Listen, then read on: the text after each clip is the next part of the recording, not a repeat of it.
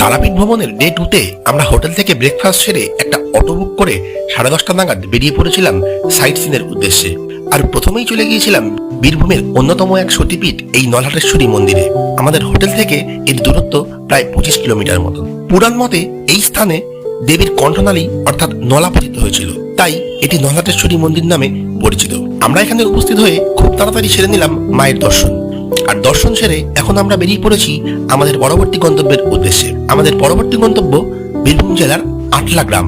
এই আটলা গ্রামেই বামাচরণ চট্টোপাধ্যায় অর্থাৎ সাধক বামাখ্যাপা জন্মগ্রহণ করেছিলেন। কিন্তু অ্যাকচুয়ালি কোনটা যে তার পৈতৃক ভিটা এ নিয়ে রয়েছে অজস্র মতবাদ।